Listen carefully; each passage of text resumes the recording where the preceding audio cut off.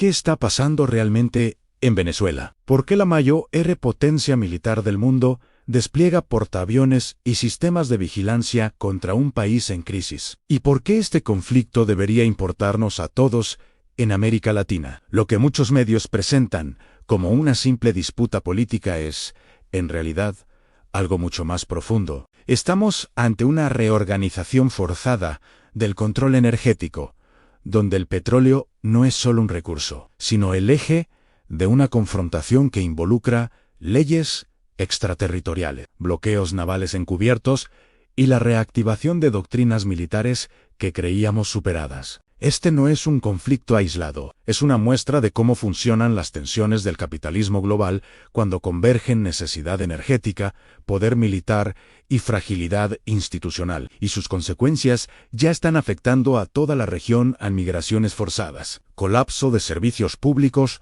contaminación ambiental y una militarización silenciosa del Caribe. Hoy vamos a desmontar la narrativa oficial. Vamos a entender qué hay detrás de las sanciones selectivas, qué significa realmente un bloqueo naval sin declaración de guerra, y por qué este caso define el futuro de la soberanía latinoamericana sobre sus recursos naturales.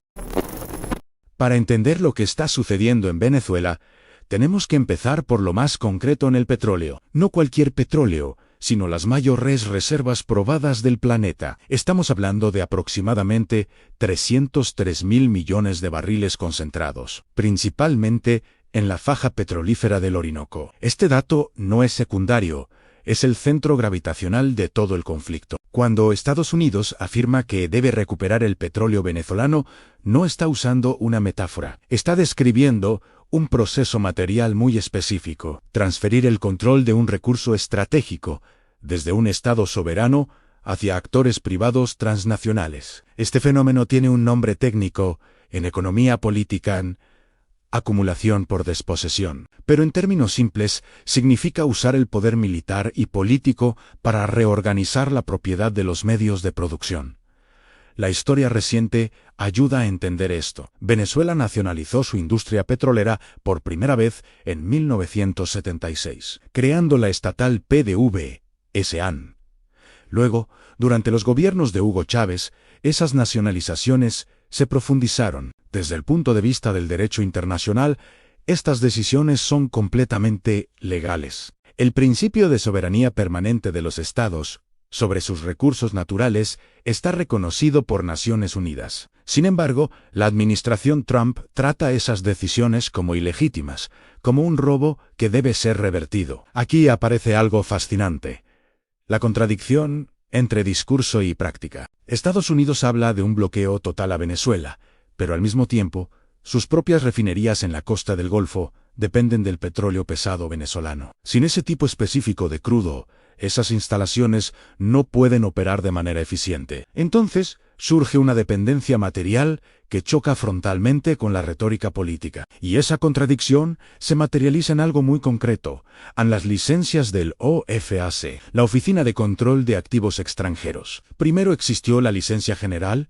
41, heredada de la administración Biden, que permitía a Chevron extraer y exportar petróleo venezolano para saldar deudas, sin que entrara dinero nuevo al Estado venezolano. Luego vino la Licencia General 41A, que ordenaba el cierre gradual de operaciones hasta abril de 2025. Pero finalmente, bajo presión del lobby energético y el riesgo de alzas en los combustibles, apareció la Licencia General 41B, extendiendo las operaciones de Chevron hasta mayo de 2025. ¿Qué significa todo esto? Que mientras Estados Unidos bloquea navíos de otros países, especialmente chinos, los barcos fletados por Chevron siguen descargando petróleo venezolano en puertos estadounidenses sin problemas. No es un bloqueo total, es un bloqueo selectivo. Se cierra el acceso a competidores geopolíticos, pero se mantienen abiertos los canales que favorecen al capital estadounidense. Este patrón revela algo fundamental. La intervención no busca simplemente cambiar al gobierno venezolano, busca reestructurar la propiedad del sector energético. La posible reprivatización de PDVSA S.A.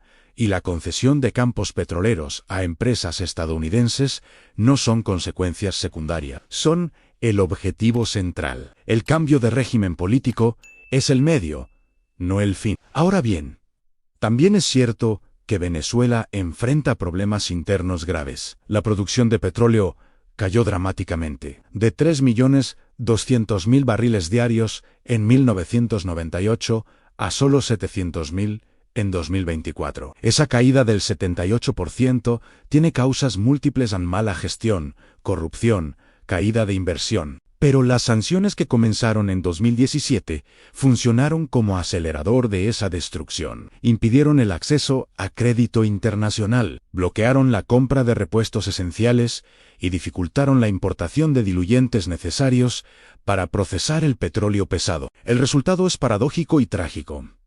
El país con las mayores reservas de petróleo del mundo enfrenta escasez crónica de combustible. Esa escasez paraliza el transporte de alimentos, colapsa la agricultura mecanizada y convierte una crisis energética en crisis alimentaria. Aquí la lógica de la desposesión se completa. El bloqueo no solo destruye los ingresos del Estado, destruye las condiciones materiales de vida de millones de personas.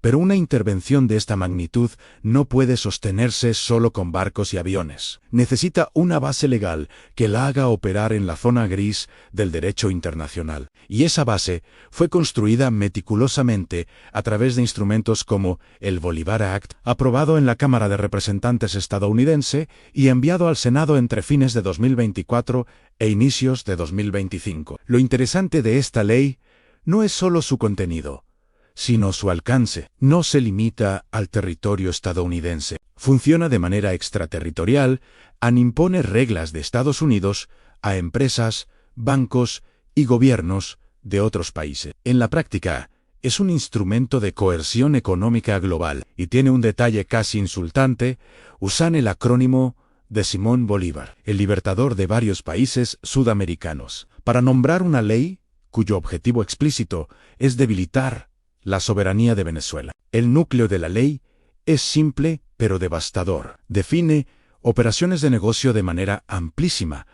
Cualquier actividad económica vinculada al gobierno venezolano puede ser sancionada, y establece 4 mecanismos concretos de presión. Primero, la prohibición de contratos. Cualquier empresa que opere en Venezuela queda impedida de firmar contratos con el gobierno estadounidense. Esto fuerza a las multinacionales a elegir o acceden al mercado público estadounidense, que mueve billones de dólares, o mantienen operaciones en Venezuela en la elección.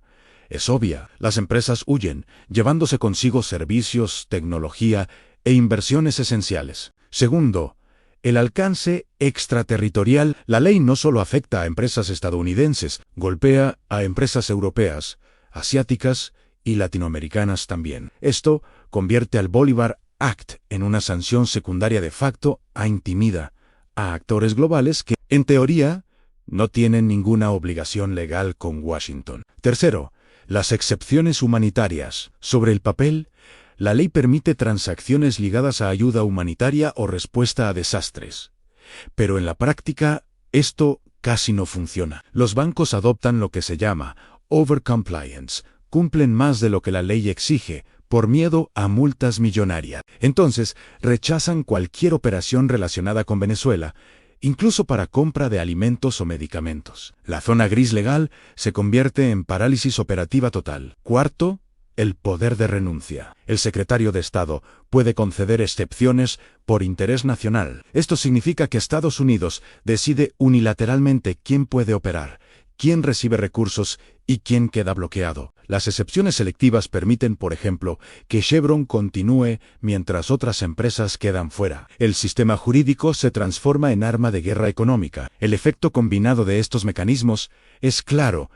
No se trata de regular el comercio, sino de estrangular financieramente a un país de todas las formas posibles. Y Venezuela responde con su propia radicalización jurídica.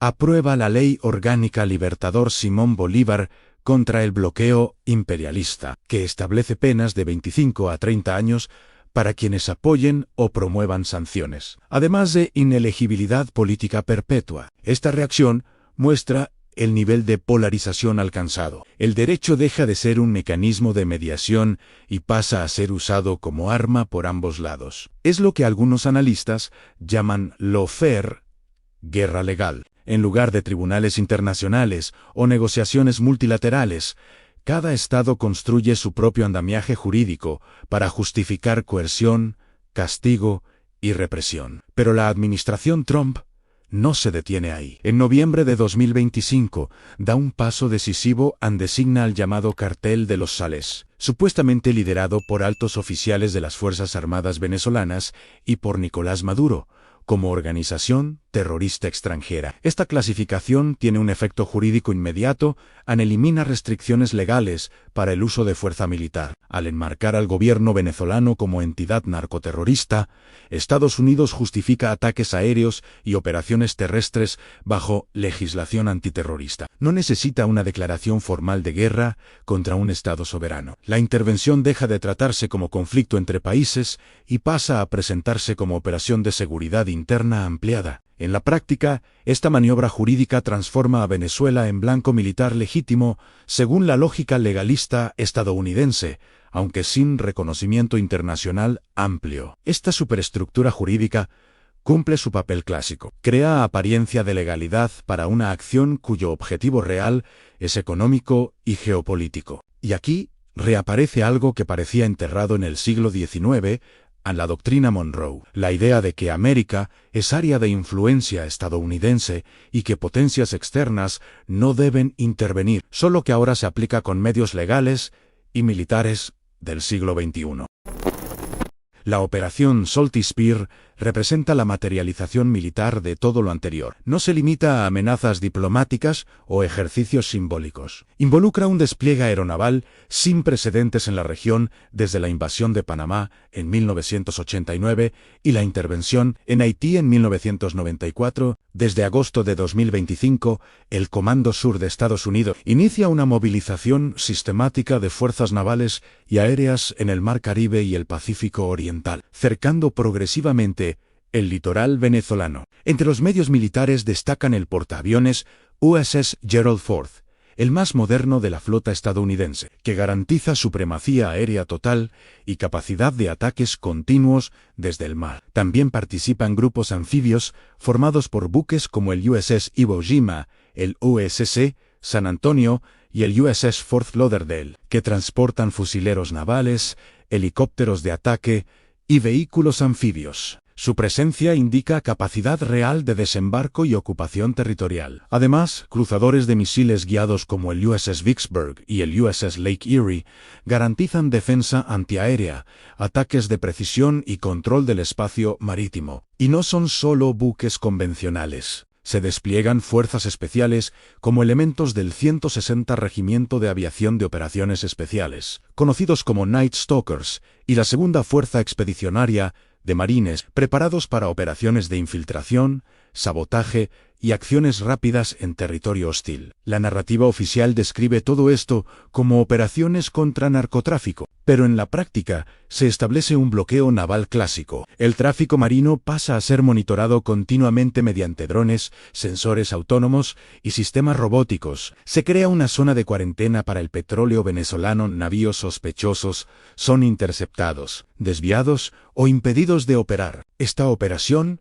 utiliza tecnologías avanzadas de vigilancia marítima, sistemas autónomos, monitorean rutas comerciales, desconexiones de transponders y transferencias de carga en alta mar.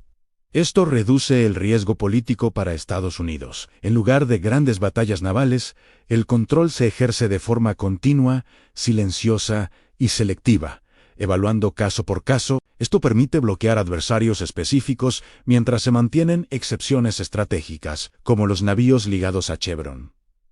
El bloqueo no es declarado formalmente como guerra. Opera en esa zona gris del derecho internacional, combinando presencia militar, inspecciones y amenazas indirectas. Y aquí aparece uno de los aspectos más preocupantes: la tentativa de privatizar parte de la intervención militar. El empresario Eric Prince, fundador de Blackwater, vuelve a defender públicamente el uso de empresas militares privadas en Venezuela. Cuenta con aliados políticos como el senador Mike Lee, que apoyan propuestas legislativas como el proyecto Patriotas del Caribe. La idea es autorizar empresas privadas a atacar embarcaciones sospechosas de tráfico y apreender cargas en alta mar. Este modelo rescata el antiguo concepto de cartas de marca y represalia, previsto en la Constitución estadounidense, que autorizaba a corsarios privados a actuar en nombre del Estado. En la práctica, significa tercerizar la violencia estatal, aunque la Casa Blanca evita asumir oficialmente estas propuestas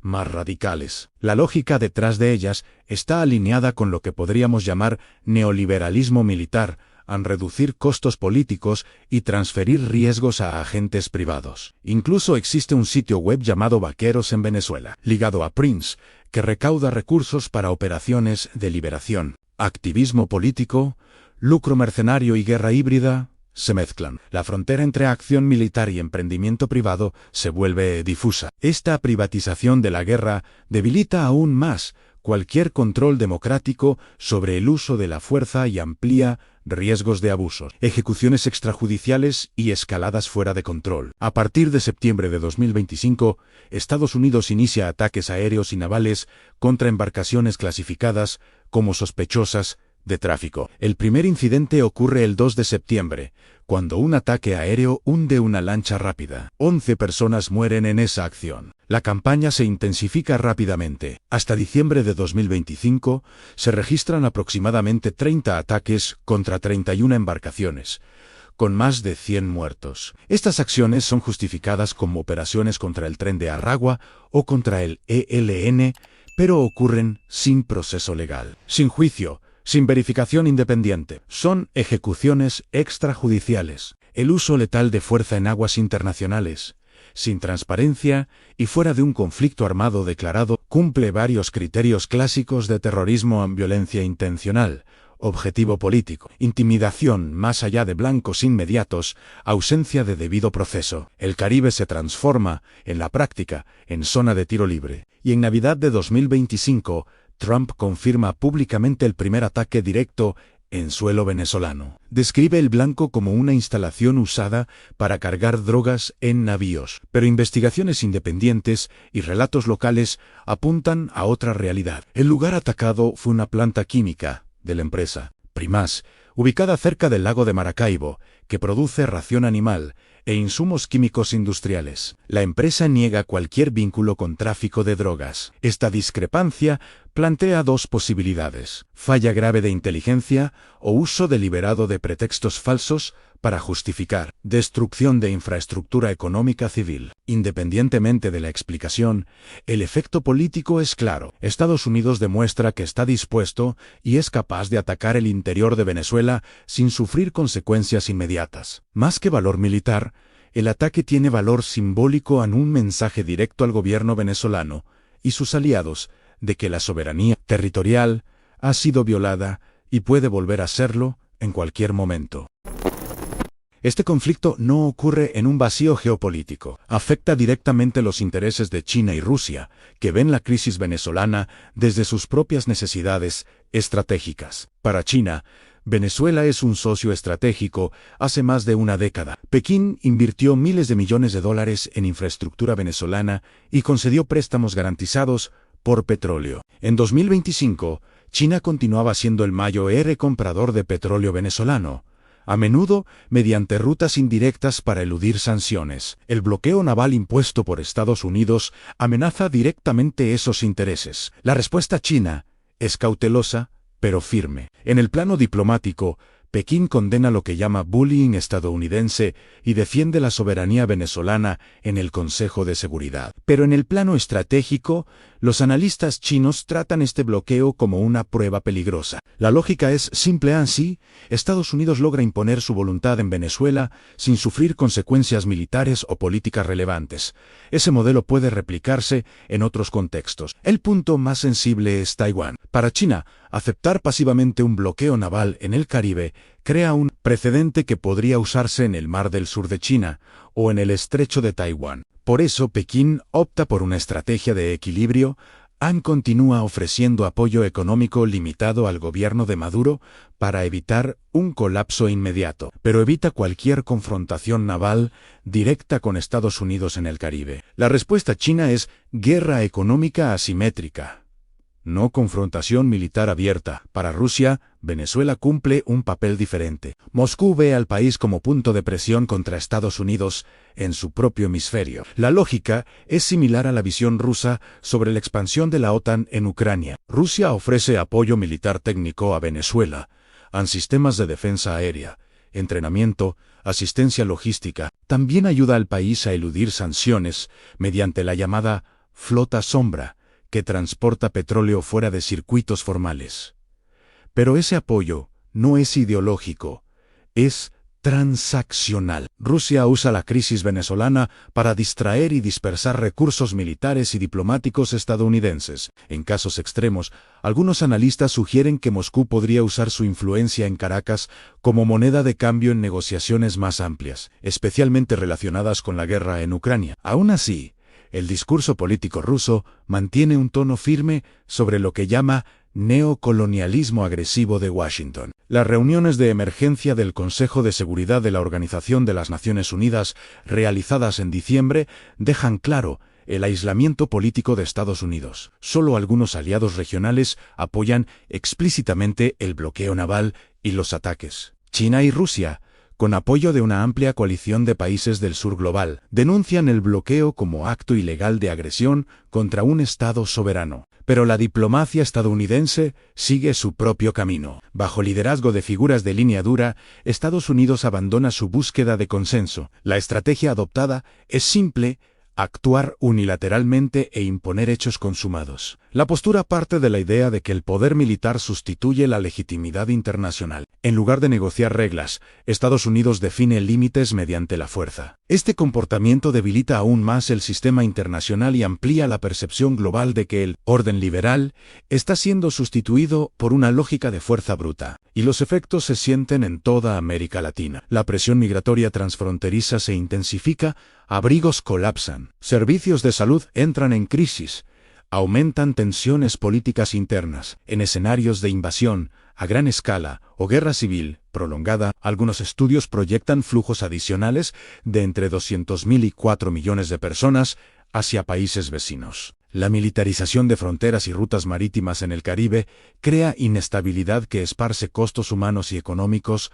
mucho más allá del territorio venezolano. Países que no participan del conflicto absorben una parte significativa de su impacto social, mientras las decisiones estratégicas se toman fuera de la región. La frontera se convierte en espacio de contención social, no de integración, y el panorama socioambiental empeora. El uso de la flota sombra eleva drásticamente el riesgo de grandes derrames de petróleo en el Caribe. Navíos antiguos, operando sin mantenimiento adecuado, sin seguro y fuera de rutas formales, se vuelven centrales en el comercio energético. Son verdaderas bombas ambientales. En 2025 ya se registran derrames significativos en playas contaminadas, fauna marina afectada. Los costos ambientales recaen sobre países caribeños que no tienen ninguna responsabilidad en el conflicto. Al mismo tiempo, la crisis empuja a Venezuela hacia la expansión acelerada de la minería en el arco minero del Orinoco. La extracción de oro en esa región pasa a financiar la supervivencia del Estado, pero el proceso involucra deforestación a gran escala, contaminación de ríos por mercurio y destrucción de territorios indígenas. La Amazonía, esencial para la regulación climática regional y global, pasa a ser tratada como fuente inmediata de renta de emergencia. La guerra no destruye solo infraestructura, destruye ecosistemas. Aquí aparece una ironía central. Mientras gobiernos y empresas discursan sobre descarbonización y sostenibilidad, las potencias militares amenazan con guerra por el control de petróleo pesado, Autaumenchi Contauminanchi. La obsesión estadounidense de recuperar el petróleo y recuperar la hegemonía que pierde cada vez más revela una dependencia estructural de una matriz energética que debería estar en declive. Y al mismo tiempo, la dependencia venezolana de la renta petrolera aprisiona al país en una lógica extractivista que impide cualquier diversificación económica real. Ambos lados permanecen presos de una economía del pasado. La transición energética se vuelve un discurso vacío. Lo que hemos analizado aquí no es solo un conflicto entre dos países, es una radiografía de cómo funciona el poder global cuando convergen recursos estratégicos, fragilidad institucional y competencia entre potencias. Venezuela concentra las mayores reservas de petróleo del planeta, pero también representa algo más. Un campo de prueba donde se redefinen los límites de la soberanía, la legalidad internacional y el uso de la fuerza. Las lecciones son claras. Primera, los recursos naturales siguen siendo el eje de conflictos geopolíticos, aunque el discurso público hable de democracia o derechos humanos. Segunda, el derecho internacional puede ser instrumentalizado como arma cuando no existe un poder capaz de hacerlo cumplir de manera equilibrada. Tercera, la militarización y la violencia generan efectos en cadena que desbordan fronteras y afectan a poblaciones que no tienen ninguna responsabilidad en las decisiones que las causan. América Latina enfrenta el dilema de siempre en cómo construir soberanía real sobre sus recursos en un contexto donde las reglas del juego son definidas por actores externos. Este conflicto nos interpela a todos, y la respuesta no puede ser solo técnica o diplomática. Tiene que ser estructural. Si este análisis te hizo pensar, si te ayudó a entender algo que antes parecía confuso, suscríbete al canal. Necesitamos construir espacios donde se pueda hablar de geopolítica sin simplificaciones ni propaganda. Nos vemos en el próximo video.